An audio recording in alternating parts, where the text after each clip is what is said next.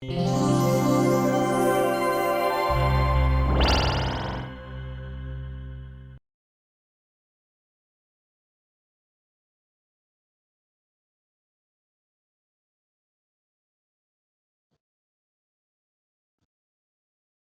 o aviso para vocês? Ah, para mim apareceu agora.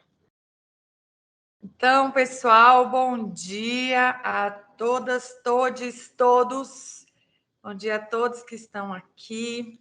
A gente quer dizer que é um prazer receber vocês nesse terceiro dia de formação do nosso projeto Eu Passarinho, que é uma parceria da UNB e da DIEF, da Secretaria de Educação, e é um projeto com o objetivo de discutir e traçar algumas iniciativas para a recomposição das aprendizagens.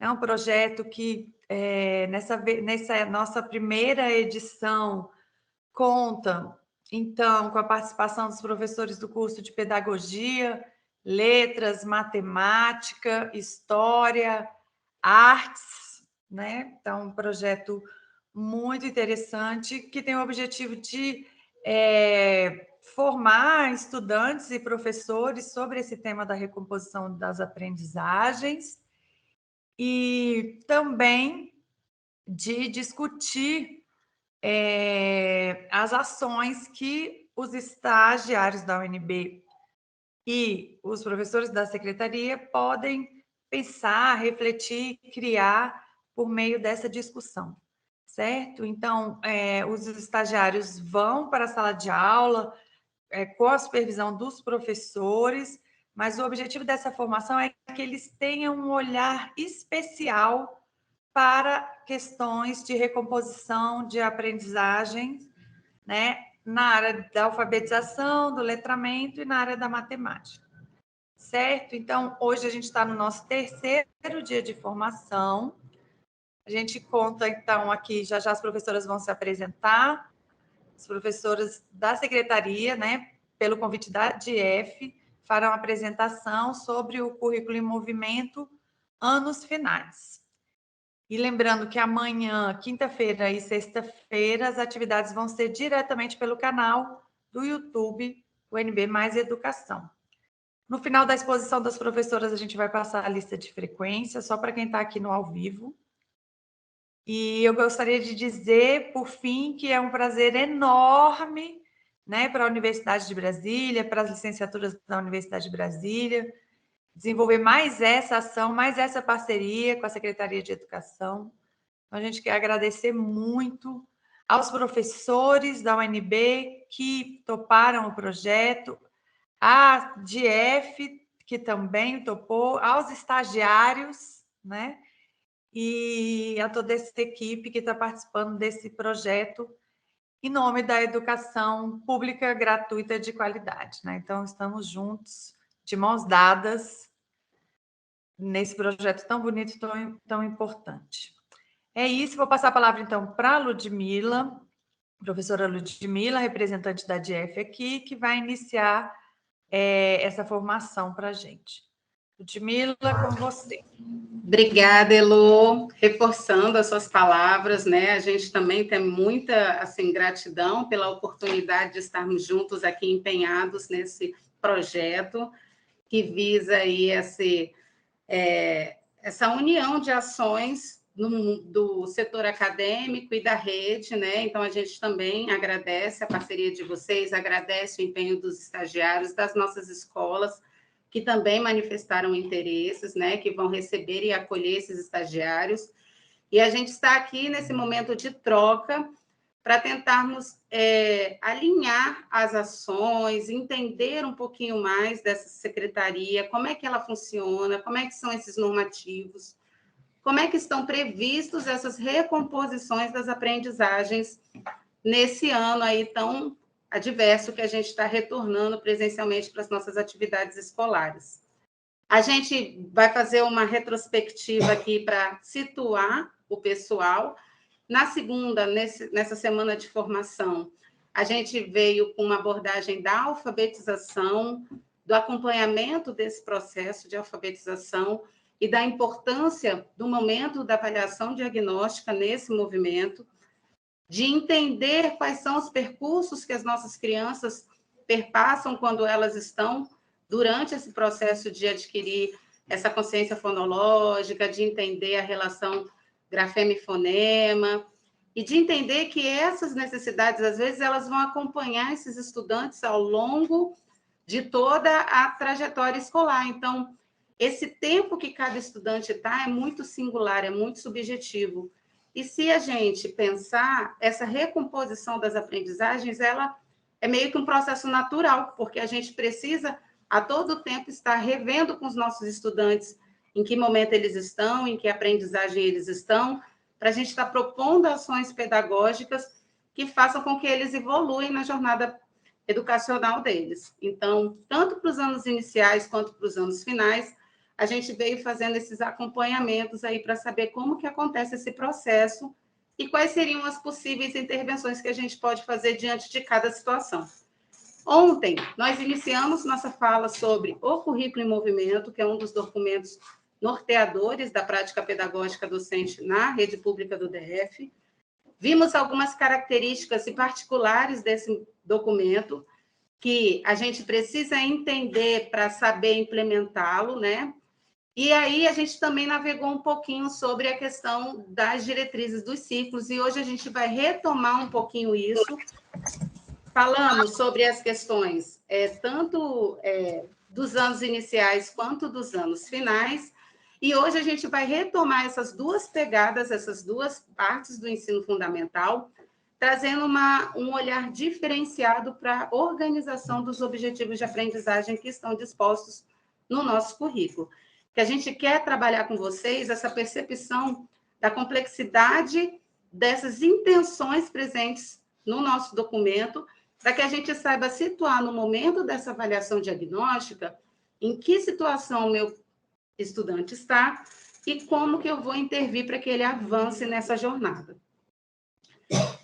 Então, estamos aqui eu, Ludmila, que estou aqui representando a equipe da GF, temos aqui a gerente dos anos finais, a Beatriz, nós temos a coordenadora de nível central, a Luquele, e a professora Charlene, que é também coordenadora do nível central, que ela também vai estar aqui conosco trazendo essa fala. Ela estava entrando, não sei se ela já entrou, mas ela estava aí pronta para estar conosco nesse momento.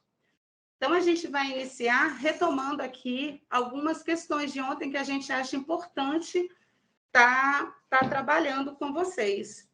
Então, a gente pensa que toda vez que a gente for falar em currículo, nessa recomposição das aprendizagens, a gente não pode deixar de pensar no que traz subsídios, no que é basilar, no que é a base desses documentos, que são os pressupostos, né? Os pressupostos teóricos, que ontem a gente abordou muito bem, que vai trazer esse suporte para o currículo, e esse currículo que foi a base da proposta que a gente trouxe para 2022, que são esses outros dois documentos, a Organização Curricular do Ensino Fundamental, anos iniciais, essa capinha verde, que é uma minuta que está rolando na rede, para eles contribuírem conosco na eleição dos objetivos essenciais, inegociáveis, que a gente precisa garantir para os nossos estudantes diante desse contexto vivido nos 2 últimos anos.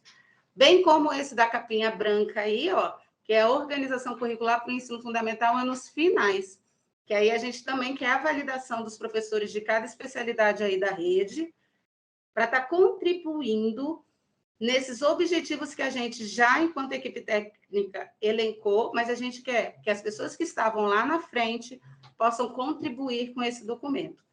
E aí, nessa parceria da UNB e da Secretaria de Educação, frente ao projeto Eu Passarinho, a gente pretende, baseada por esses documentos, realizar a recomposição das aprendizagens.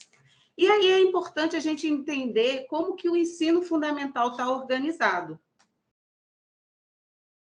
A gente trouxe para vocês que 2 documentos que, além do pressuposto teóricos, vão trazer também informações importantes de como a gente tem que proceder na rede, tanto quanto as nossas ações pedagógicas, quanto nossas organizações dentro do nível do ambiente institucional. Então, a gente tem as diretrizes pedagógicas para a organização escolar do segundo ciclo e as diretrizes pedagógicas para a organização escolar do terceiro ciclo. Esses dois documentos, eles têm os mesmos pressupostos teóricos que a gente falou ontem e que hoje a gente vai trazer aqui a Charlene para estar trabalhando mais com a gente. Charlene, você pode conduzir esse momento? Deixa eu ver se ela já entrou. Oi, Rude, bom dia a todos. Claro, posso sim. Vocês conseguem me ouvir? Sim, estamos ouvindo. Tá tranquilo. Bom dia, é um prazer enorme estar aqui novamente com vocês. E, claro, vamos lá, então, só resgatar, porque a gente trouxe um pouquinho mais sobre isso já ontem, e a ideia é também mostrar como nós temos essa organização enquanto Secretaria do Estado de Educação, tá? Essas diretrizes, elas vão, então, trazer essa perspectiva de toda a organização do trabalho pedagógico, tanto no âmbito do segundo ciclo, quanto aí para o terceiro ciclo. Mas o que é o segundo ciclo? O que é o terceiro ciclo? Quais são essas características? Vou mostrar para vocês agora. Já no próximo slide. Bom, para entender o que é o segundo ciclo e o terceiro ciclo, é importante resgatar que nós temos, enquanto primeiro ciclo, a educação infantil, né, que vai atender as crianças lá. Quando a gente fala de 0 a 5 anos de idade, a gente tem um currículo, que é o nosso currículo em movimento, que foi atualizado, já com referência aí na Base Nacional Comum Curricular, contemplando os campos de experiências, os direitos de aprendizagem e desenvolvimento, que serão desenvolvidos com as crianças, e aí a gente vai chamar as crianças lá de bebês, crianças bem pequenas e as crianças pequenas. Lá no nosso segundo ciclo, nós vamos trabalhar, então, no segundo e no terceiro, com o ensino fundamental. No segundo ciclo, nós vamos contemplar os anos iniciais, do primeiro ao quinto ano, e no terceiro, os anos finais, do sexto ao nono ano. Quando a gente fala dessa organização no primeiro ciclo, na educação infantil, nós trouxemos aí de maneira bem ilustrativa para vocês quem são os bebês. Nós temos lá um atendimento entre 0 a 1 ano e 6 meses, que também está previsto pela BNCC, as crianças bem pequenas, entre 1 ano e 7 meses a 3 anos e 11 meses, e as crianças pequenas, entre 4 anos a 5 anos e 11 meses. Detalhes, a gente parar para observar, conforme está lá na LDB, o atendimento aos bebês é aquele atendimento, tá? Tanto aos bebês quanto às crianças bem pequenas, que ocorre lá nas creches entre 0 a 3 anos.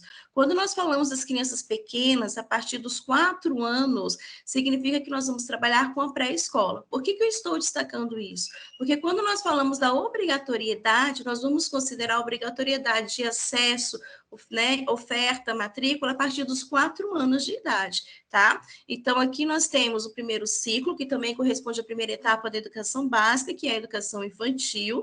Lembrando que o nosso currículo ele foi atualizado, tendo como referência a BNCC, e que a gente precisa pensar nessa transição lá do primeiro ciclo para o ensino fundamental, especialmente considerando o contexto pandêmico. Por quê? Porque já precisa resgatar aí aspectos vinculados à construção da autonomia, da identidade, da socialização, das interações sociais, para fortalecer aí o desenvolvimento dessas crianças numa perspectiva plena, já que eles não estiveram, né, digamos que integralmente no âmbito presencial nessas instituições de ensino. Então, esse processo de transição, ele já é previsto, tanto no nosso currículo, quanto também nas nossas diretrizes. Já no próximo slide, nós vamos, então, ver essa organização do ensino fundamental, considerando os nossos ciclos aí. Qual é o segundo ciclo? São os anos iniciais. Terceiro ciclo, os anos finais. Lá nos anos iniciais, nós vamos ter ainda organização em blocos, assim como lá nos anos finais. Nos anos iniciais, quando eu falo dessa organização em bloco, nós vamos falar do BIA, que é o primeiro bloco, no segundo ciclo, que vai contemplar o primeiro, o segundo e o terceiro ano. Já o segundo bloco contemplará o quarto e o quinto ano. Qual a importância desses blocos? Nós vamos trabalhar do ponto de vista da progressão continuada, ou seja, os nossos estudantes lá no BIA, no primeiro, no segundo, no terceiro ano, eles têm, então, esse período para construir as aprendizagens essenciais em relação aos objetivos de aprendizagens que serão alcançados. Professora, eu posso reter o educando lá no segundo ano que não alcançou os objetivos vinculados à alfabetização na perspectiva do letramento? Não. Por que não? Porque esse educando, ele tem um ciclo, ou melhor, ele tem o primeiro bloco do ciclo para alcançar essas aprendizagens. Então, observa que lá no terceiro ano nós colocamos assim para vocês. Rona, o que é isso? É a retenção por objetivos de aprendizagens não alcançados. Aí sim, no terceiro ano, essa retenção poderá ocorrer caso o aluno não tenha alcançado os objetivos de aprendizagens previstos, ok? E caso ele não tenha potencial para dar seguimento às suas aprendizagens lá no segundo bloco do segundo ciclo. Combinado? A mesma coisa acontece lá no segundo bloco, quando a gente pensa no quarto e no quinto ano. O educando, ele tem o quarto e o quinto ano para alcançar os objetivos de aprendizagens propostos para esse bloco dentro do segundo ciclo. Lembrando, o segundo ciclo abarcará, então, os anos iniciais, que vai do primeiro ao quinto ano. Ok? Gente, qualquer dúvida, pode ir colocando no chat também, porque a gente vai acompanhando e eu vou automaticamente respondendo aqui para vocês, tá? Bom, lá nos anos finais, que vai contemplar o sexto, o sétimo, o oitavo e o nono ano, nós também teremos essa organização nos dois blocos. Lembrando que no terceiro ciclo, o sexto e o sétimo compõem o primeiro bloco e o oitavo e o nono ano compõem aí o segundo bloco. Nesse primeiro bloco, nós vamos considerar, então, a retenção por objetivos de aprendizagens não alcançados no sétimo ano. Ou seja, o aluno não conseguiu alcançar os objetivos no sexto, ele ainda tem o sétimo ano para revisitar, resgatar, para que esse professor ele possa ressignificar o seu planejamento, com base numa avaliação diagnóstica, repensar as metodologias utilizadas, não é? As estratégias utilizadas, os recursos adotados para alcançar aí o nosso educando, que continua sendo visto como protagonista do processo de ensino e aprendizagem. Então, a gente vai falar daquela avaliação formativa no sentido de construir aprendizagem com o educando e não para o educando. Por isso que lá nos pressupostos teóricos, como nós falávamos ontem, nós vamos falar sobre a avaliação para as aprendizagens e não a avaliação das aprendizagens. Porque quando nós avaliamos para as aprendizagens, o nosso foco é o estudante. O nosso foco é, sim, proporcionar a construção de novos conhecimentos com esse educando, tendo-o como protagonista do processo de ensino e aprendizagem e favorecendo o seu desenvolvimento pleno. Então, ali, nós temos o sexto e o sétimo, e temos ainda no segundo bloco o oitavo e o nono ano. No segundo bloco, nós vamos também pensar da mesma maneira. O aluno tem o oitavo e o nono ano para alcançar os objetivos de aprendizagens propostos. Ok? A gente está falando aqui nessa retenção, a gente não está entrando na questão da frequência, a gente está entrando na questão dos objetivos de aprendizagens não alcançados. Então, lá no nono ano, se ele não alcançou, essa retenção irá acontecer. E qual que é a importância de destacar isso para vocês? Agora, no contexto pandêmico, então, mais do que nunca. Por quê? Porque esse educando, ele precisa revisitar os conteúdos que foram trabalhados ali nos blocos, né? E aí, quando eu falo, por exemplo, lá no BIA, primeiro, segundo e terceiro ano, lá no segundo bloco do segundo ciclo, que envolve o quarto e o quinto ano, o professor tem autonomia, sim, para revisitar os objetivos de aprendizagem trabalhados no primeiro bloco, considerando o contexto pandêmico. Então, ele tem autonomia com base no nosso documento, que envolve a organização curricular prevista para 2022, né, de garantir as aprendizagens essenciais nesse processo de mão dupla, de voltar, resgatar, com base na avaliação diagnóstica, aquilo que não foi alcançado pelos nossos estudantes, organizar esse trabalho pedagógico, planejar, então, identificando quais são os objetivos a serem alcançados, quais serão as estratégias a serem adotadas, ok? E os recursos nesse processo, selecionando também os conteúdos. E a mesma coisa para o terceiro ciclo. E aí, Charlene, só complementando, destacar que essa organização em ciclos, ela vai ampliar esses tempos, esse tempo e espaço que a gente vai ter com o nosso estudante.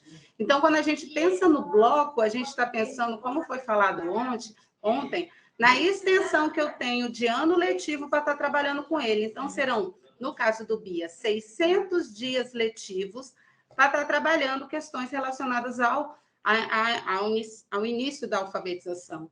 O quarto e quinto, para consolidação dessa alfabetização.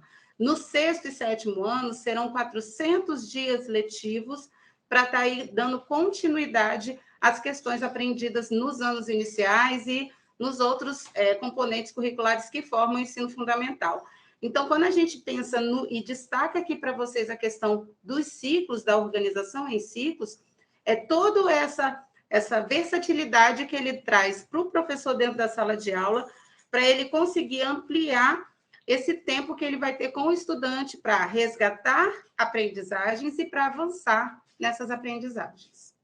Obrigada, Lude, e excelente a sua complementação, e aí vem, né, novamente, olha o quanto o nosso currículo ele é rico, o quanto ele proporciona esse acesso ao educando, visualizando-o sempre como um protagonista do processo de ensino e aprendizagem, respeitando os diversos tempos, os diversos ritmos de aprendizagem dos nossos estudantes, e considerando aí a recomposição das aprendizagens nesse processo, que de fato precisa ser respeitado, e eu diria, né, Lude, mais do que nunca, em virtude ainda da necessidade de rever aí as defasagens dos nossos estudantes, tanto no segundo quanto no terceiro ciclo.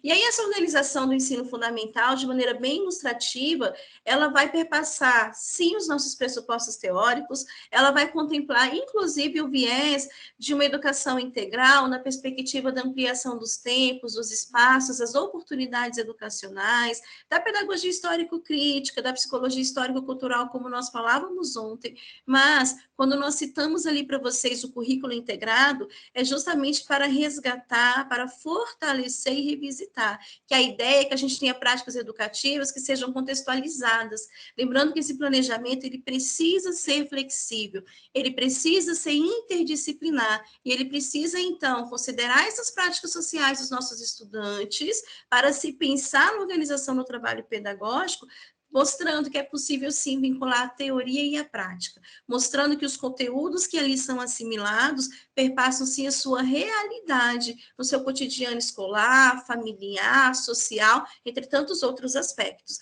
Então, o currículo integrado, ele vem para garantir que esse planejamento, que respeite os diversos tempos e ritmos de aprendizagens, ocorra de maneira concreta nas nossas salas de aulas, tanto para o segundo quanto para o terceiro ciclo, tá? Aqui a gente está dando ênfase ao ensino fundamental, mas perpassa todas as etapas da educação básica e as modalidades também.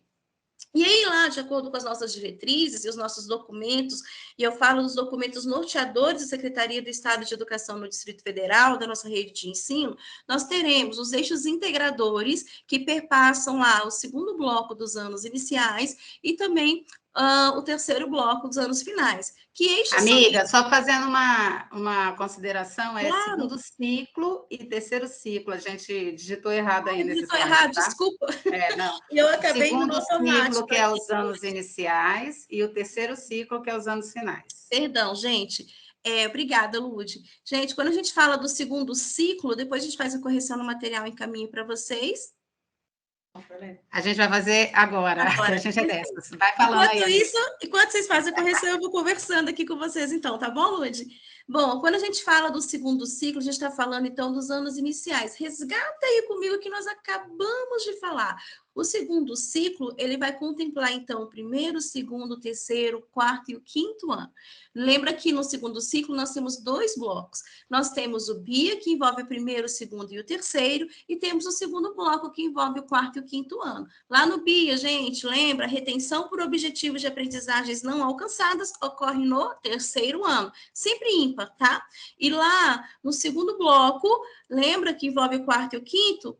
Vai ocorrer lá no quinto ano, se esse educando não tiver alcançado os objetivos de aprendizagens previstos. E aí, voltando aqui, já com a correção dessa equipe maravilhosa, olha só, nós temos, então, no segundo ciclo, os eixos integradores, que envolve a alfabetização, envolve os letramentos e a ludicidade. Por que que isso é tão importante? A gente vai falar da alfabetização sempre na perspectiva do letramento, ou seja, a alfabetização ela vai além da decodificação do código linguístico. Nós precisamos, então, atribuir a função social. Eu preciso que tenha sentido, que tenha significado, o que vai casar com a pedagogia histórico-crítica do nosso currículo quando nós falamos das práticas sociais dos nossos estudantes, quando nós consideramos os conhecimentos prévios que eles já trazem consigo no decorrer da sua formação, nos diversos contextos, inclusive nesse berço familiar, social, escolar, entre tantos outros mais. Então, ali, nessa organização para o segundo ciclo, nós ainda vamos contemplar, como eu disse, do 1º ao 5º, e se a gente considerar as diretrizes curriculares nacionais, a data de corte de 31 de março do ano em que ocorrer a matrícula, não é? Esse educando, ao completar 6 anos de idade, no ano em que ocorre a matrícula, ele será matriculado lá no 1º ano dos anos iniciais, ou seja, no 1º ano do segundo ciclo. Ou seja, 1º ano, 6, 2º ano, 7, 3º ano, 8, 4º ano, 9, e lá no 5º ano, 10 anos. Por isso que a expectativa ali, se realizado na imagem, na idade adequada, será dos 6 aos 10 anos de idade, do 1º ao 5º ano.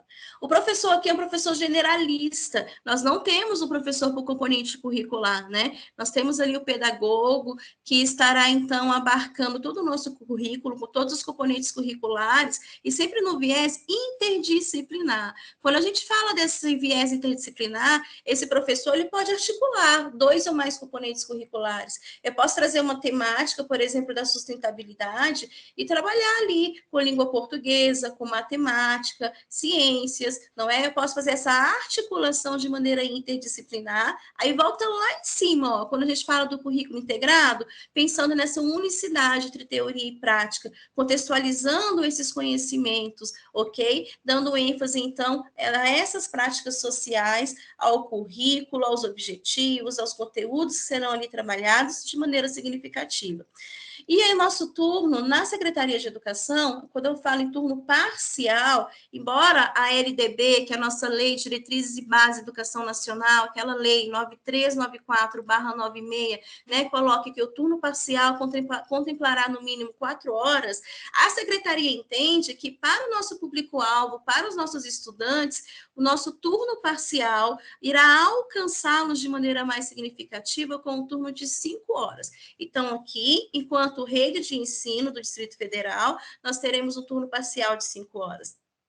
E temos o nosso registro de avaliação, o RAV, que já trago aí algumas dicas para vocês, né? E a gente pode pensar em outro momento também, combinar formações, se necessário, mas o RAV, então, ele vai apresentar esse processo de desenvolvimento do nosso estudante no contexto escolar, considerando os diversos componentes curriculares, nessa perspectiva interdisciplinar, considerando os objetivos de aprendizagens a serem alcançados, os conteúdos trabalhados, mas sempre com o viés de uma formação humana integral, pensando nas múltiplas dimensões que constituem o nosso estudante, certo? Lembrando que esse registro de avaliação, nosso RAV, que é o nosso relatório de acompanhamento aí do estudante, ele precisa ser construído no decorrer do processo de ensino e aprendizagem. Gente, não tem essa história de que o professor vai lembrar de tudo que aconteceu de cada um dos seus alunos, porque ele tem uma memória maravilhosa. Não. A gente precisa observar, documentar, registrar, seja por meio de um caderno de observações, seja por meio de um portfólio, de um diário, seja por meio, né, de planilhas em Excel, mas é importante registrar, porque esse professor ele precisa saber quem é esse estudante, como esse estudante chega na sala de aula, como ocorre aí o processo de ensino e aprendizagem dele, com todas as intervenções, após uma avaliação diagnóstica, e quais são as estratégias que eu ainda preciso adotar, quais são os conteúdos que eu ainda preciso trabalhar para alcançá-lo e atender às demandas que ainda se apresentam no processo formativo desse estudante. Então, o RAV, que é assim que nós chamamos carinhosamente na rede de ensino do Distrito Federal, na Secretaria de Educação, ele vem com esse objetivo de compartilhar as aprendizagens, o processo de desenvolvimento aí integral dos nossos estudantes no decorrer aí do processo letivo, tá bom? Então, aqui nós falamos essas características, perpassando as diretrizes para o segundo ciclo, contemplando os anos iniciais, e agora nós vamos abarcar as características dessa organização para o trabalho pedagógico para o terceiro ciclo. E aí, lá no terceiro ciclo, que envolve os anos finais, e só resgatando com vocês, ou seja, do sexto ao nono ano, considerando o sexto e o sétimo como primeiro bloco do terceiro ciclo, lá dos anos finais, e o oitavo e o nono, né, como segundo bloco, a retenção por objetivos de aprendizagens não alcançados irá acontecer sempre nos ímpares, lembra? No sétimo ano, ok? Se ele não alcançou os objetivos previstos, almejados, ou lá no nono ano, também se não alcançou os objetivos almejados, tá bem? Gente, só um parêntese, quando a gente fala não alcançou os objetivos, é importante verificar e analisar se esse estudante tem potencial para que esses objetivos sejam revisitados no decorrer aí, tá? Do processo educativo. Então, a gente precisa entender, ele tem potencial, ele não tem, de fato ele não alcançou, será que se revisitar isso dará certo, não dará? Então, só para que a gente tenha muito cuidado com essa retenção. Vamos lá, no sexto ano, a idade prevista, então, é a partir dos 11 anos de idade, no sétimo, 12, no oitavo, 13, e no nono ano, 14 anos de idade. Ou seja, do sexto ao nono, a idade prevista, a faixa etária, será dos 11 aos 14 anos de idade. Nós temos ali os professores, que nós vamos chamar os professores, né, das áreas específicas de conhecimento, tá? Então, aqui, esse aluno, ele passa por um processo de transição, porque ele deixa de ter o professor generalista e passa a ter vários professores. É aquele momento em que, geralmente, vem a orientação, para que tenha essa adaptação, essa transição, respeitando os diversos tempos e ritmos de aprendizagem dos nossos estudantes, mostrando essa nova organização na rotina escolar, porque dali, né, nós teremos muitos conteúdos a serem trabalhados, muitos objetivos a serem trabalhados, com professores aí específicos, conforme cada componente, conforme cada área de conhecimento, tá bom?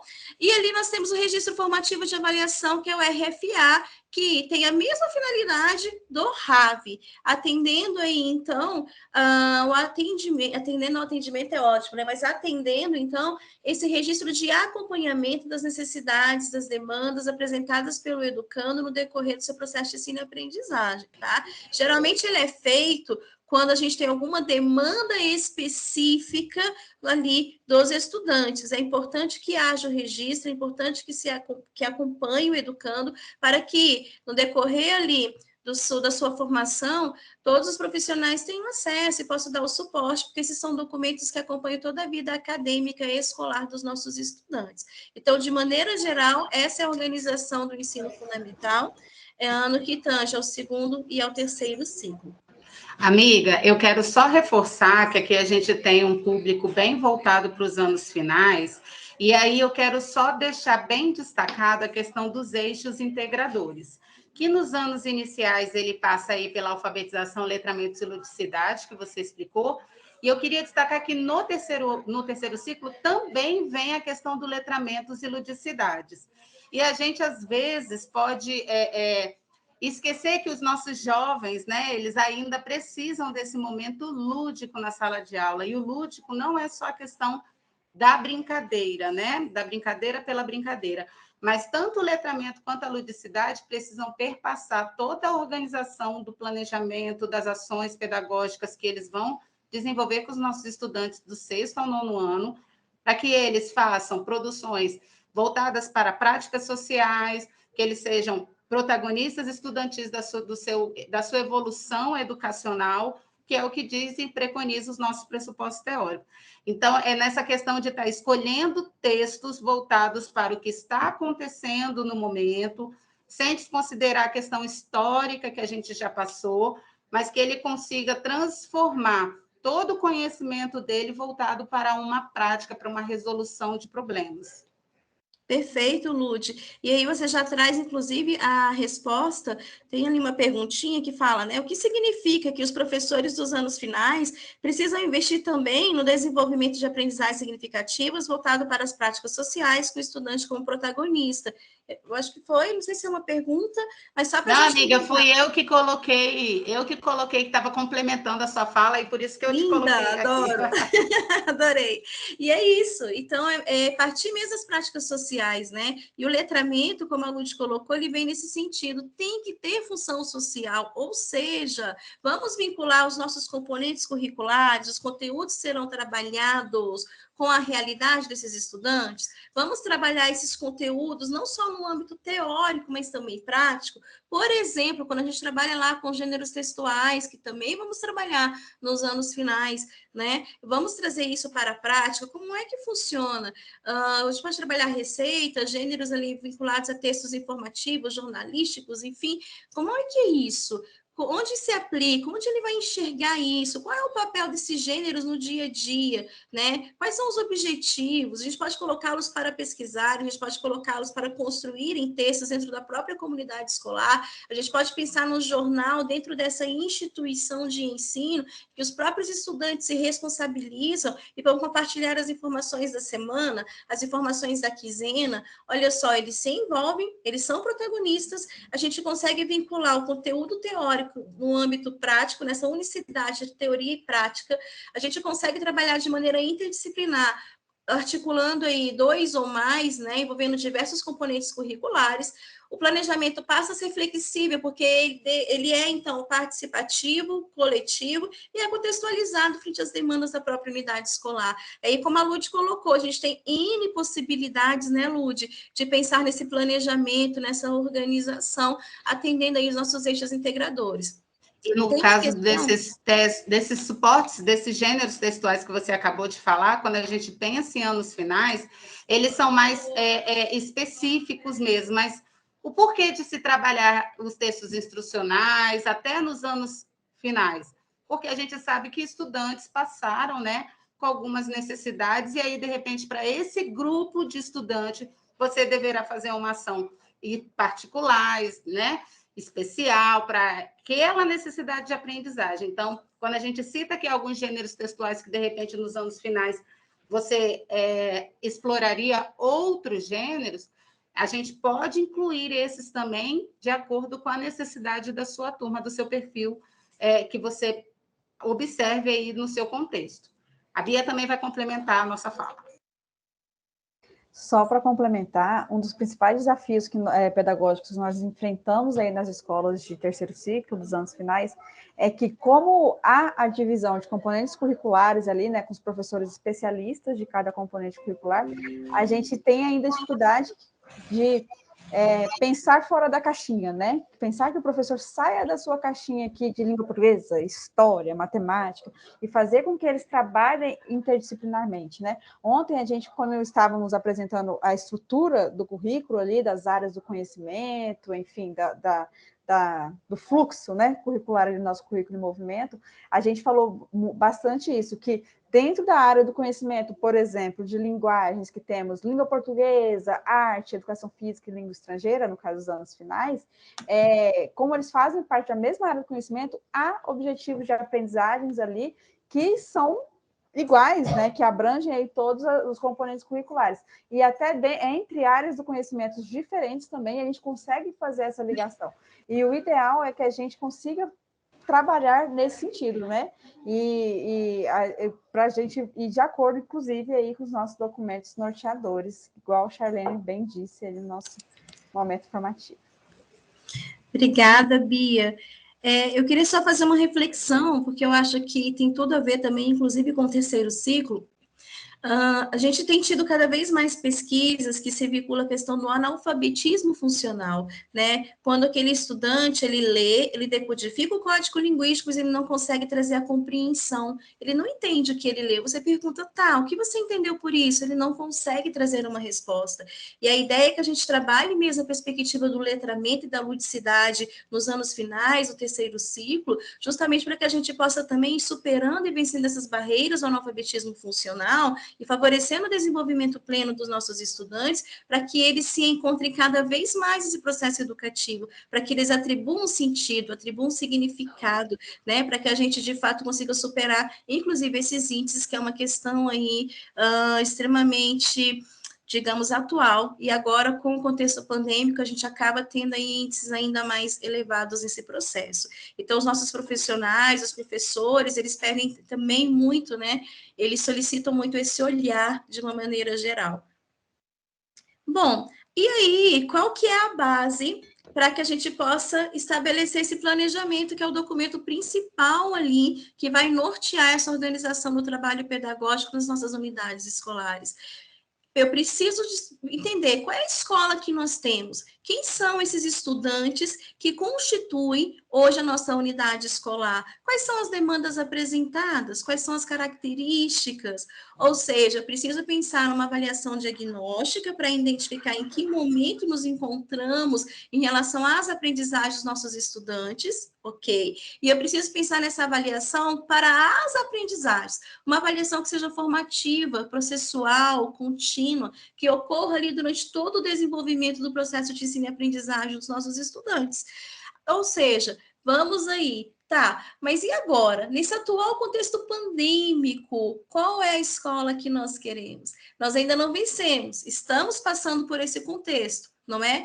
Ou seja, o que eu preciso resgatar enquanto processo de ensino e aprendizagem? Como eu vou repensar aí essa recomposição das aprendizagens dos nossos estudantes? E o documento da organização curricular, quando ele proporciona as aprendizagens essenciais, que está articulado com os pressupostos teóricos, que está articulado com o nosso currículo em movimento para o ensino fundamental, ele vem para agregar e direcionar, para auxiliar o professor e falar assim, professor, essas são as aprendizagens essenciais que serão desenvolvidas no segundo e no terceiro ciclo. Precisamos respeitar isso para pensarmos no planejamento. Agora, é claro, professor, que vamos partir dessa organização conforme as demandas apresentadas pelos seus estudantes. Então, esse protagonismo, essa autonomia da organização do trabalho pedagógico, ela precisa acontecer, porque nessa unidade escolar nós teremos aí uma avaliação diagnóstica que vai mostrar quem é esse estudante,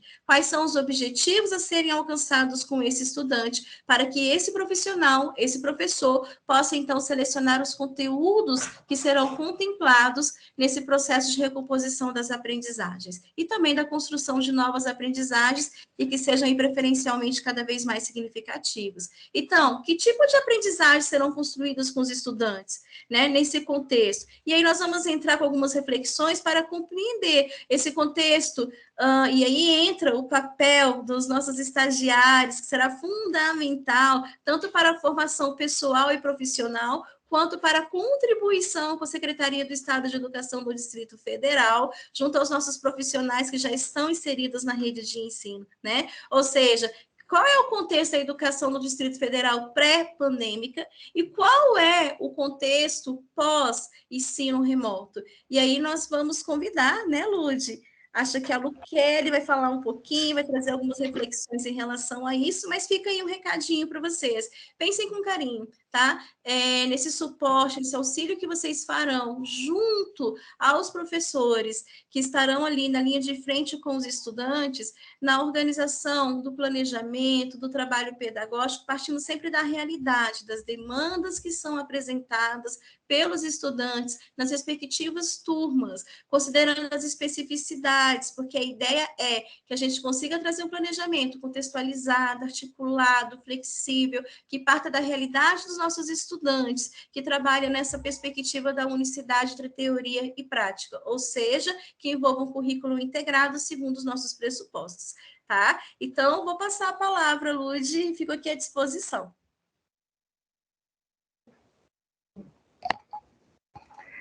Bom dia, pessoal, tudo bem?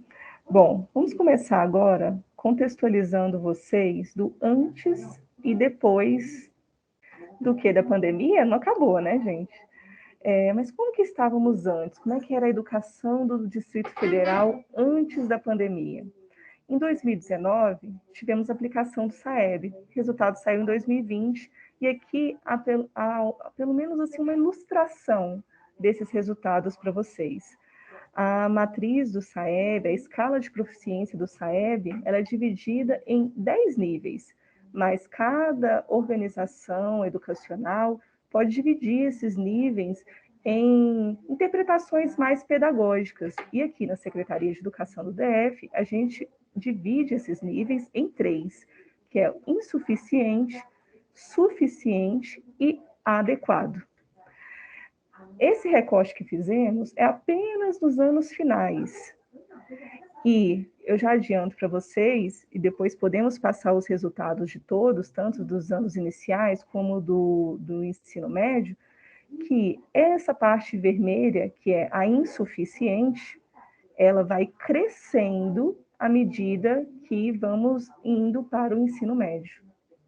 Ou seja, não estamos conseguindo reverter essa situação alarmante dentro do ensino fundamental, dentro dos anos iniciais, dentro dos anos finais. Nós arrastamos esse problema e potencializamos isso até o ensino médio. Vai cada vez ficando pior, infelizmente. Tá? Estamos avançando nas nossas metas em relação ao IDEB, estamos avançando na proficiência, mas ainda temos uma grande concentração de alunos no nível insuficiente. E boa parte está no suficiente, mas o adequado, que é, como o próprio nome já diz, né, o que gostaríamos que estivesse boa parte dos alunos, ou a maioria dos alunos, infelizmente, ainda não conseguimos no Distrito Federal, contexto geral do país, né, não só aqui, mas em todo o país. Quem se dispõe, quem tem a coragem de dividir esses níveis do SAEB dessa forma como nós fazemos, né, para melhor organizar o nosso planejamento, chega a padrões muito parecidos com os nossos. Matemática está assim, está dividido por regional, tá? Até para vocês já terem uma ideia de como está a regional, para onde vocês estão indo. Português não é muito diferente, tá? Embora seja um pouquinho melhor que matemática, nosso problema maior é matemática, e mesmo que aqui estamos com estudantes de todos os componentes curriculares, vejam bem, português e matemática é a base de tudo, vamos utilizar em todos os componentes curriculares. Por isso, vocês têm que ter consciência que vão se deparar com uma situação, especialmente agora, pós-ensino remoto, em que esses dados podem ser, muito provavelmente, foram potencializados, esse problema foi agravado, vocês vão se deparar com estudantes que podem não conseguir identificar uma informação explícita no texto. Tá? Ou seja, antes de dar um conteúdo específico do seu planejamento, pode ser que você tenha que ajudá-los a interpretar o texto base que você estiver utilizando para sua aula. Bom, podemos passar. Já assustei vocês, agora vamos para a parte... Vamos falar de outras coisas. Brincadeira, gente. Vocês têm que saber, né, onde estão pisando, porque vocês fazem parte da solução desse problema. E deixa eu fazer um adendo aqui com a minha colega Luquele, que está aqui na minha frente, inclusive. Essa situação que o SAEB nos mostra com esses resultados, que é uma questão antes da pandemia, ela agora, a gente fez novamente o SAEB em 2021 e vai estar sendo divulgado o resultado agora, em 2022, e a gente trabalhou na rede com esse SAEB numa perspectiva de diagnóstico mesmo. Então, se estava nessa situação, agora a gente pode ter aí uma potencialidade nessas fragilidades, mas a ideia é de unirmos aqui as forças, essas parcerias que a gente tem feito, exatamente para focar nessas fragilidades e tentar recuperar, mesmo que utilizando outras áreas do conhecimento, que foi o que a Luquele falou. Então, dentro dessa perspectiva, a gente traz aí o papel dessa avaliação, que é fundamental em elencar esses elementos que vão dar luz ao que precisa ser visto dentro do panorama educacional. Pode continuar, colega, eu queria fazer esse adendo. Ótimo, obrigada. Bom, gente, nas nossas diretrizes de avaliação, está bem claro, a avaliação deve assumir a centralidade da organização do trabalho pedagógico, comprometida com o quê? Com a aprendizagem e o desenvolvimento de todos. Nossas diretrizes estão sendo reformuladas agora, inclusive, porém esse conceito não muda. Essa centralidade é própria da avaliação formativa. Por meio da avaliação formativa, nós inserimos todos os processos de ensino-aprendizagem, porque a todo momento estamos avaliando. Não paramos o nosso trabalho para avaliar. Todo o feedback que o aluno dá, toda dúvida que ele tira durante uma explicação, todos esses momentos são momentos potenciais de estarmos avaliando tanto a qualidade do nosso ensino, né, da nossa didática, até de vocês como estagiários, e o retorno desse aluno. Como que ele está aprendendo? O que ele está aprendendo? Em que medida ele está aprendendo? Não devemos ter medo de avaliar. A avaliação, ela está aí para ajudar o nosso processo de ensino-aprendizagem. E nós temos 2 tipos de avaliação, a avaliação interna e a avaliação externa. Nós já começamos a falar, né, da avaliação externa, mostrando os dados do SAEB. Mas a avaliação interna tem o mesmo pressuposto, é a avaliação formativa, tudo é avaliação formativa. Por quê? Porque ela não para na aplicação de uma prova, ela não para na aplicação de um trabalho, de um teste, de um instrumento avaliativo. A partir dos resultados, nós temos tomadas de atitude para melhorar a nossa prática. Então, toda avaliação, seja ela interna, né, dentro da sala de aula, seja externa, feita pelo Estado, ela, tendo continuidade a partir dos resultados, ela é uma avaliação formativa e ela está aqui para ajudar a gente, ok? Pode passar. E ajudar a gente em quê, pessoal? Ajudar a gente no nosso alvo, na nossa meta, que é a aprendizagem. Encarem a Secretaria de Educação como uma empresa em que vocês vão estagiar, como uma empresa. Quando vocês vão estagiar numa empresa, uma escola privada ou em qualquer outro lugar, vocês não pesquisam como que é essa empresa, como que é o chefe, o que que eles gostam, o que que eles acreditam, qual que é a cultura organizacional? Quem aí já visitou o site da Secretaria de Educação? Já viu sua missão, seus valores? Tudo que a gente está falando aqui está no site da Secretaria de Educação.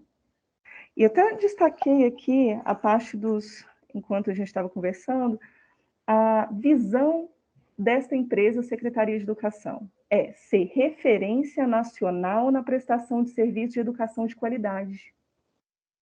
E o que é qualidade? Qualidade é um dos valores para a Secretaria de Educação. E ela define qualidade como excelência na oferta dos serviços educacionais e nos resultados de ensino. Excelência na oferta, excelência nos resultados. Pesquisem onde vocês estão entrando, né? E óbvio, né? Com essa formação, vocês já sabem quais são os valores da Secretaria de Educação, desta empresa. Bom, então a Secretaria vem se empenhando em diversas frentes em prol do alcance da educação de qualidade, mesmo antes da pandemia, tá? Mesmo muito antes a gente tem tentado contornar essas fragilidades e ofertar uma educação de fato de qualidade. A partir de agora, você que está entrando nesse estágio é um parceiro dessa secretaria, você também representa a secretaria, você também está inserido nessa missão. O alvo é definitivamente garantir a construção de aprendizagens cada vez mais significativas. E é construir mesmo, tá, gente? Porque muito se perdeu, muita gente não teve os mesmos acessos durante esse tempo, né, da pandemia, muitos problemas, muitas perdas, e é preciso todo um trabalho de construção dessas aprendizagens, e é muito bom poder contar com vocês nesse momento.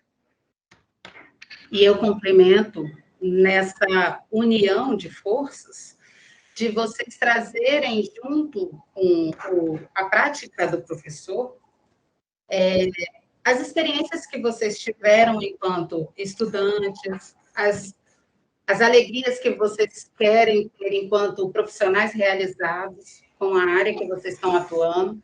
Então, não hesitem em sugerir para os professores, tá? De se envolverem, tá? Vocês têm a faca e o queijo na mão, se unindo aos nossos professores para tentar recuperarmos essas aprendizagens.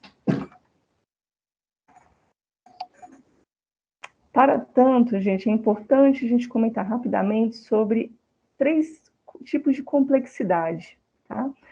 Complexidade dos objetivos de aprendizagem. Então, vocês já vêm desde ontem vendo o currículo em movimento. Agora, vamos pensar em cada objetivo de aprendizagem. Cada objetivo de aprendizagem, ele tem um nível de complexidade.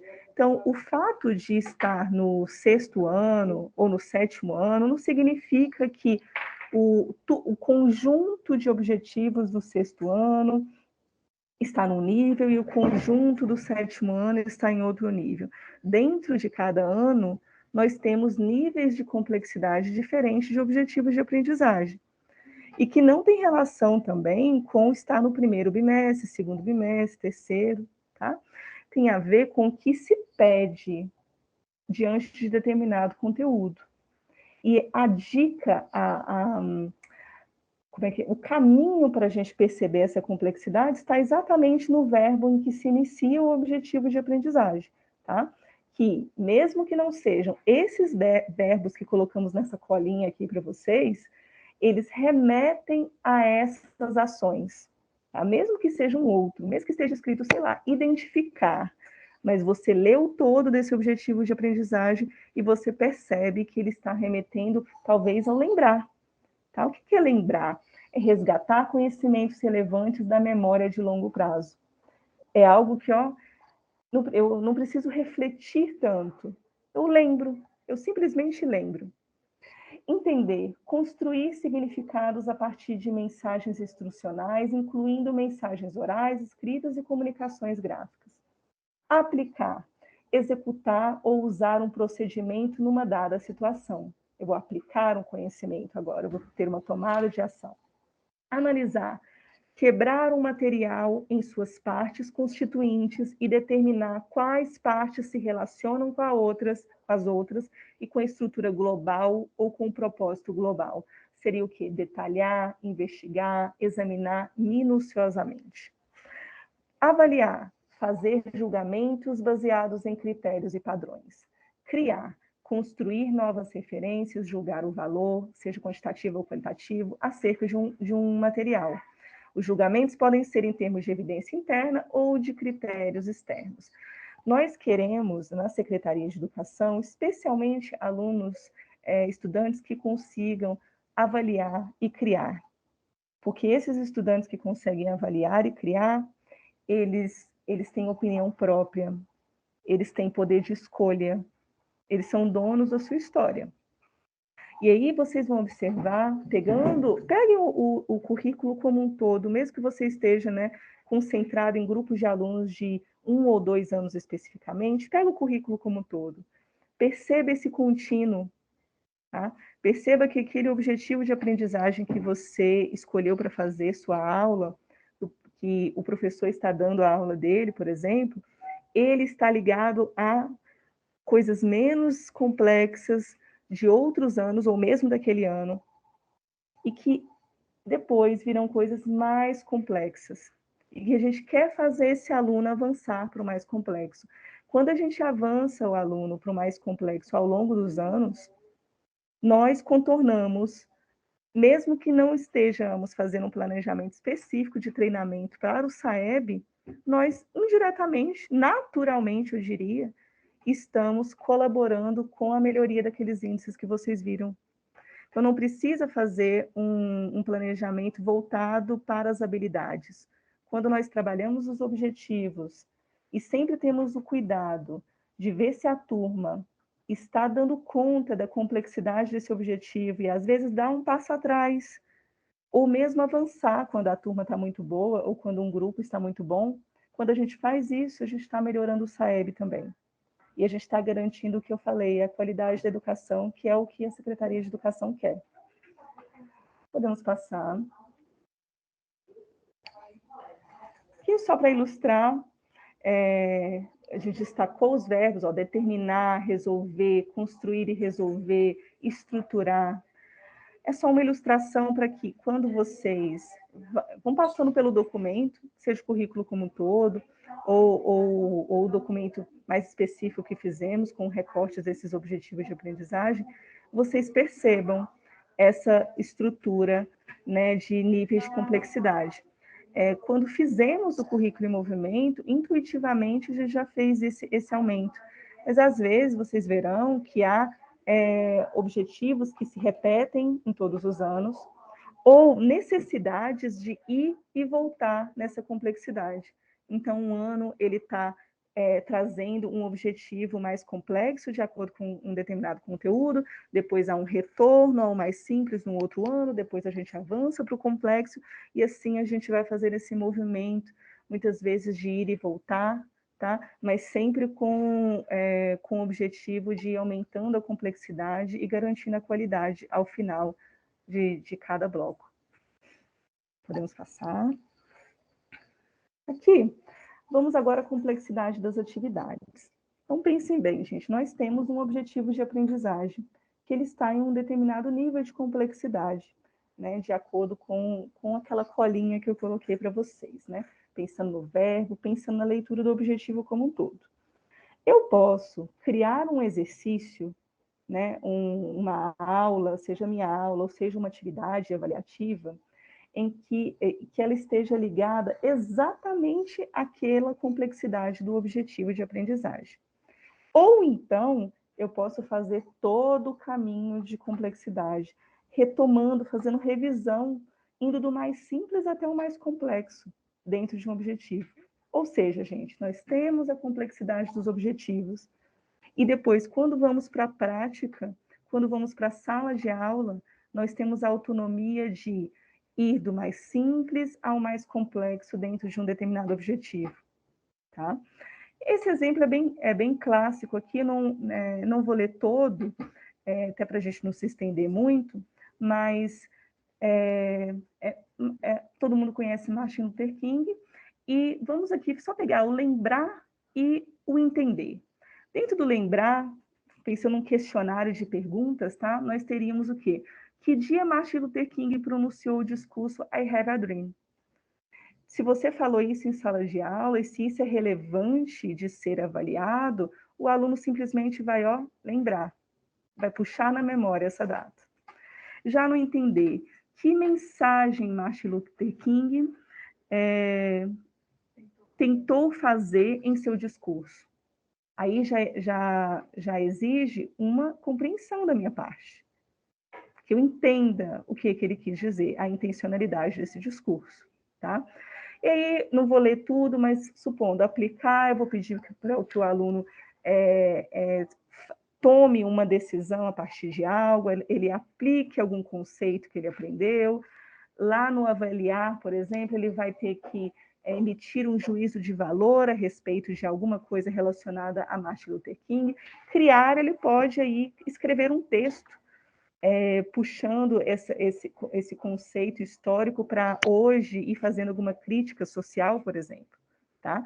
Você, enquanto estagiário, vai fazer o mesmo que nós, professores, ver o feeling da turma, sentir essa turma, ver até onde ela pode ir e criar atividades avaliativas e planejar a sua aula de modo a atender esses vários grupos que temos, grupos que estão ainda no conhecimento embrionário e grupos que estão em um conhecimento mais avançado, tá? E aí a gente vai levando a turma a avançar junto.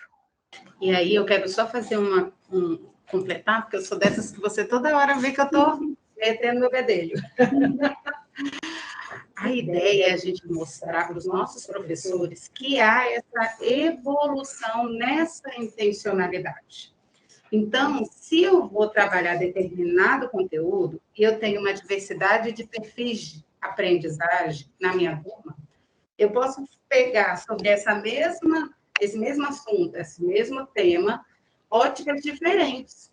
Então, para o meu estudante que está no nível do lembrar, do memorizar aquele assunto, e também para aquele estudante, aquele grupo de estudantes que já estão criando a partir daquele assunto. Então, a ideia hoje aqui é a gente perceber essa evolução dessas complexidades nos objetivos de aprendizagem do currículo e do contínuo, que é um documento que nós vamos utilizar, mostrando para que vocês, quando chegarem lá na sala, vocês também percebam isso e consigam conduzir esse processo com mais leveza. E sempre garantir, gente, o nível de complexidade mínimo do currículo. Se o objetivo para o qual você está fazendo uma atividade avaliativa ou que você planejou uma aula, ele está lá no nível do analisar, a sua aula e os seus exercícios, eles podem ir até o nível do criar, mas é a nossa obrigação garantir que todos os alunos cheguem até o nível do analisar, em correspondência ao currículo. A gente atende os níveis anteriores, a gente avança para os níveis superiores, mas a gente tem que garantir o nível do currículo, tá? Agora sim, podemos passar. E, por fim, gente, uma última complexidade a se pensar, que alguns até diferenciam, chamam de dificuldade, tá? É a complexidade dos textos base que você vai escolher para as suas aulas, tá? Para a sua aula, para a sua atividade avaliativa, enfim. Os gêneros podem se materializar em textos com diferentes níveis de complexidade, consequência do tipo de sintaxe utilizada, do léxico empregado, do tema abordado, entre outras possibilidades.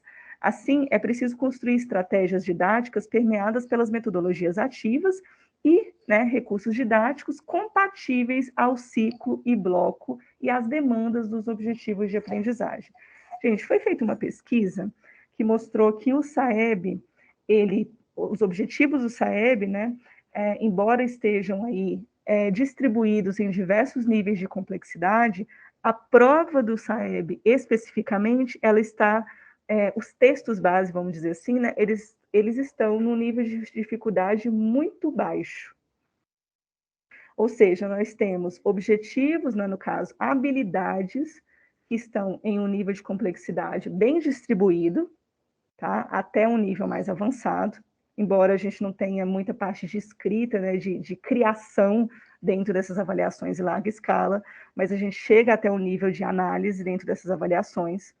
Porém, quando você vai analisar o item, a questão em si, os textos que são utilizados são muito simples, requer pouco do aluno. Dentro da sala de aula, vamos fazer o contrário? Vamos também pensar em níveis de complexidade diferentes? Vamos pensar em textos que sim tenham relação, que já sejam de conhecimento geral de todos os alunos, que o tema seja comum, que seja da realidade deles, mas também coisas que não são da realidade deles, com palavras que não são da realidade deles. Vamos fazer essa vamos dizer assim, essa homogeneização, Vamos tentar deixar o mais homogêneo possível, mesclar bem as coisas, deixar coisas mais similares, mais de contexto comum, mas também avançar, apresentar o novo para eles. Isso é muito importante. Pensem também na complexidade dos textos que vocês forem trazer para suas questões e para suas aulas. Então é isso, gente. Para o planejamento, pelo menos a minha parte fica por aqui. Para o planejamento das aulas de vocês, observem a complexidade dos objetivos de aprendizagem, observe a complexidade das atividades, da avaliação que você vai fazer, e observe a complexidade dos textos que você vai escolher para ser base dos seus exercícios e da sua aula. Esse é o convite. E aí, para ilustrar isso tudo que a Luquele falou, a gente trouxe aqui um recorte do nosso contínuo curricular, que foi feito a partir do currículo em movimento, num exemplo aqui voltado para o BIA, mas que a gente pode ampliar esse exemplo para todas as áreas do conhecimento, para vocês perceberem essa intencionalidade. Ontem a gente já fez esse exercício de perceber o que eu quero com a minha atividade, o que eu preciso que meu estudante alcance. E aí a gente vai ver aqui, lembra que eu falei das 5 práticas de linguagem na língua portuguesa? Ontem nós falamos sobre a oralidade, sobre a leitura e escuta, aí nós temos a escrita, a produção de texto, a análise linguística semiótica, né? E aí, o que a gente tem? Se a gente pegar aqui essa parte da análise linguística semiótica, a gente vê que, para o primeiro ano, a gente tem que identificar rimas e aliterações em diferentes gêneros. No segundo ano, a gente precisa compreender rimas e aliterações em diferentes gêneros. E, no terceiro ano, eles precisam criar rimas e aliterações em diferentes gêneros. Então, a gente parte de uma questão superficial, digamos assim, uma questão mais linear, que é o identificar. A partir daí, a gente vai compreender e vai criar. Eu só vou conseguir criar se eu já conseguir identificar e compreender o que é uma rima, o que é uma literação em diferentes suportes textuais. Então, quando eu sei disso enquanto um professor, quando eu for propor a minha atividade, quando eu observar a resposta do meu estudante, eu vou saber em que nível ele está, o que eu preciso ainda estimular para ele avançar, o que eu preciso resgatar com esse estudante. E isso eu vou fazer por meio da avaliação diagnóstica, que precisa ser o seu ponto de partida. Então, quando eu propor uma questão, uma atividade, uma observação, porque a avaliação, apesar de ter esse nome, não é apenas a prova, mas toda e qualquer ação pedagógica que você faça com seu estudante, que ele demonstre respostas, que você consiga localizar em que nível da intencionalidade da sua atividade ele se encontra, pode ser considerado uma avaliação diagnóstica. E para ela ser formativa, é aquilo que você vai fazer com a resposta dessa avaliação. Então, eu vou pegar esse resultado, sei que meu aluno, meu estudante, está no nível do identifica, então eu vou precisar propor a ele, junto com os meus estagiários, atividades para que ele avance do identifica para o compreende, para depois ir para o criar. Mas sem esquecer do meu estudante que já está no nível de criação e que ele precisa ir para além disso. Então, é quando a gente tem um cenário diverso sobre a gente, né, diante da gente, e a gente precisa ver todos esses focos e dar luz para todos. É um trabalho árduo, difícil, mas que unindo forças com essa rede colaborativa, a gente pode conseguir resultados bem positivos. E o que serão essas intervenções pedagógicas que vocês, estagiários, vão estar nos ajudando com os professores nas nossas escolas? Eles vão ser elaborados dentro dos espaços da coordenação pedagógica pelos professores, né? Eles podem solicitá-los para auxiliar nessa construção, até porque vocês vão estar observando a turma já há algum tempo, vai estar sendo realizado um diagnóstico, e aí você, com o seu olhar, do seu componente curricular, pode trazer sugestões para o seu professor que está regente, vai reorganizar os espaços e tempos, porque você pode atuar dentro da sala de aula durante a aula do professor ou fora da sala de aula com o estudante que você observou ou com um grupo de estudantes compostos por outras turmas, mas que estejam nesse mesmo nível de complexidade que você vai atuar. E aí você vai ampliar aquele tempo, aquele espaço para estar atuando, formando uma rede colaborativa dentro da sua escola, dentro da escola que você está atuando. E tudo isso vai fazer parte de um planejamento que vai ser feito pelo professor regente, mas que você tem a abertura para estar sugerindo. Chega devagarinho, chega mansinho. A gente tem feito esse trabalho com os nossos professores da rede. Para eles também, eles estão necessitando dessa parceria e a gente sabe que tem muita chance de ser só sucesso. E quais seriam essas intervenções? Pode ser uma intervenção de monitoria, pode ser um reagrupamento, que é uma das intervenções pedagógicas previstas nas diretrizes para a organização dos ciclos, um circuito de atividades que dentro da minha própria sala eu posso botar ilhas e dentro de cada ilha ter uma atividade com direcionamento, uma intencionalidade diferente. Pode ser uma vivência que esse estudante vai fazer em outra turma, ou pode ser por meio de possibilidades didáticas, unidades didáticas, sequências didáticas, que a gente pode utilizar todos os componentes curriculares acerca de um tema e explorando todas as habilidades que a gente precisa e quer trabalhar com os nossos estudantes. E aí a gente traz para vocês a necessidade do registro. A gente tem os nossos trabalhos que a gente precisa estar elaborando, nossos relatórios, né, que os nossos professores exigem do estágio supervisionado. Na escola não é diferente. Além do currículo em movimento, a gente traz para vocês o projeto político-pedagógico, que é um documento que traz a identidade da escola. Ele deve ser elaborado coletivamente e nele precisam estar registradas todas essas intervenções que a gente vai propor para os nossos estudantes. Quando a gente fizer o mapeamento e a gente tiver o cenário das aprendizagens desses estudantes, é importante mapear aquela aprendizagem que precisa de uma luz, de uma ampliação, para saber como ele está sendo conduzido nos anos finais, no ensino fundamental, e acompanhando essa evolução desse estudante para saber como atuar com ele. E ver essa rede que vai estar aqui na escola, não é só o professor, é o coordenador, é o gestor, é o supervisor escolar, é a equipe pedagógica, né, de auxílio-aprendizagem, tem, às vezes, momentos com a sala de recursos, com determinados estudantes, enfim. Tudo isso precisa estar escrito, registrado. Assim como a questão da avaliação, que no segundo ano é o RAV, né? E no terceiro ciclo, no segundo ciclo é o RAV, e no terceiro ciclo é o RFA, como a gente falou anteriormente.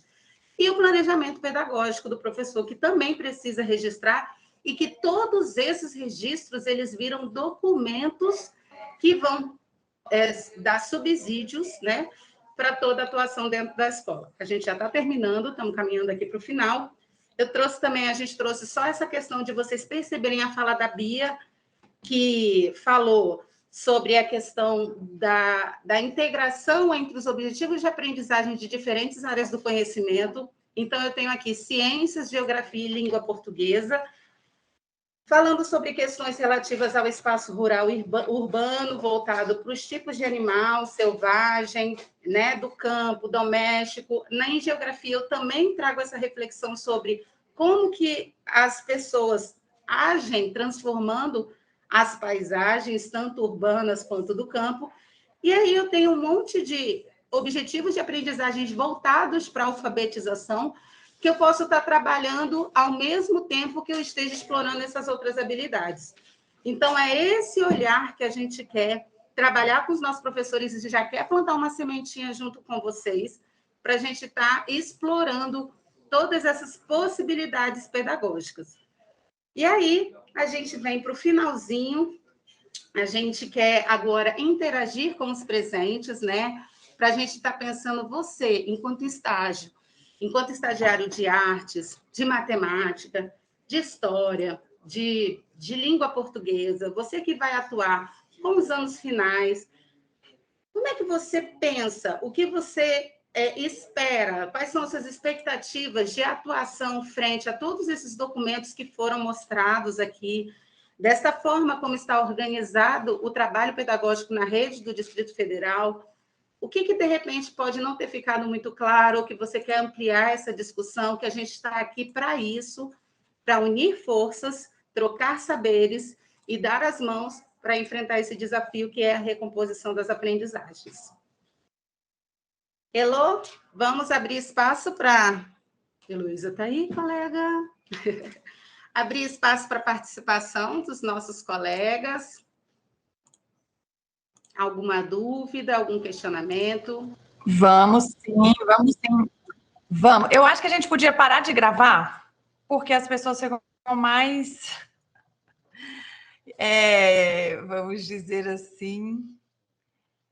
Peraí. Então, meninas, antes de parar de gravar, a gente quer agradecer muito, assim, todos os professores da UNB que souberam dessa formação. Eles estão muito agradecidos pela presença de vocês, pela essa manhã tão linda, pela brilhante explanação. Então, a gente quer agradecer muito. Isso é muito, como a professora Viviane, né, que está aqui falando, é muito rico para a gente.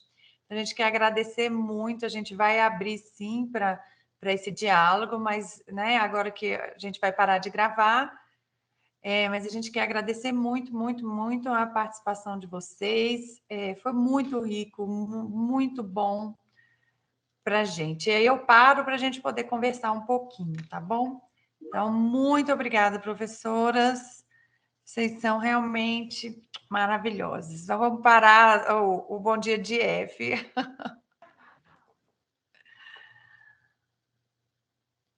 Pronto.